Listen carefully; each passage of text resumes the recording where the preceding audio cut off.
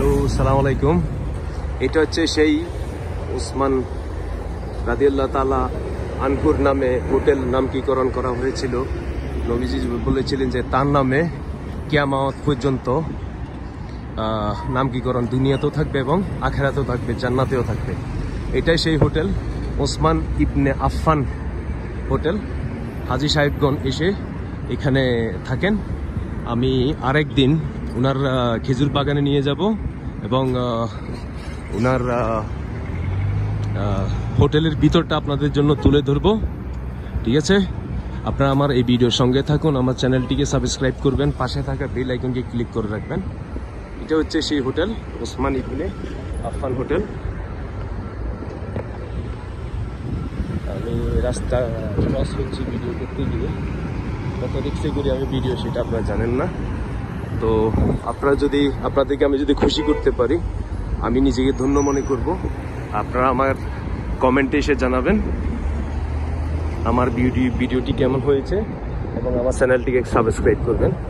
আমি আপনাদেরকে নিয়ে যাচ্ছি সেই হোটেলে, ওসমান ইবনে আফফান হোটেল। ওনার হোটেল আছে, ওনার এখান থেকে যত কিছু ইনকাম হয় কিয়ামত পর্যন্ত এইভাবেই থাকবে, এভাবে। এটাই সত্য, এটাই বাস্তবতা।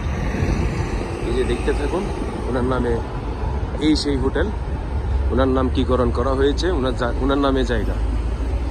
এটাই সেই হোটেল, 5 স্টার মানে হোটেল। হেরাম থেকে 100-150 মিটার উত্তরে।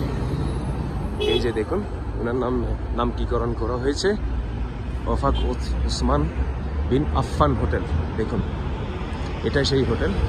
ইনশাল্লাহ ওনার খেজুর বাগানে নিয়ে আরেকদিন পরবর্তী ভিডিওতে ভিডিওতে তুলে ধরবো। আজকে শুধু আপনারা যদি রেডি থাকেন আমার কমেন্ট বক্সে জানাবেন, আমি সাবস্ক্রাইব করে আমার চ্যানেলটিকে আপনারা আমার চ্যানেলের সঙ্গে থাকবেন, আমার ভিডিওর সঙ্গেই থাকবেন। এটাই সেই বিল্ডিং, ওসমান ইবনে আফফান হোটেল। আমি বাইরের দিক দিয়ে আপনাদেরকে ভিডিও করে তুলে ধরলাম। ধন্যবাদ সবাইকে, ভালো থাকবেন ইনশাল্লাহ।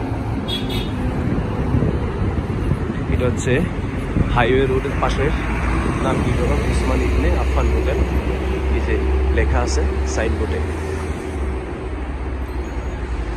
এটা হচ্ছে ইংলিশে। আমি তো নিচে নামতে পারতেছি না, বাইরে থেকে ভালো থেকে ভিডিওটা করলাম। এটা হচ্ছে মূল হোটেল। এই যে দেখুন, মসজিদুল নববী, কিং ফাহাদ রোড। এটা হচ্ছে আরবিতে নামকরণ। এই যে দেখুন, নিচে হচ্ছে মার্কেট। ধন্যবাদ সবাইকে, ভালো থাকবেন। আসসালামু আলাইকুম।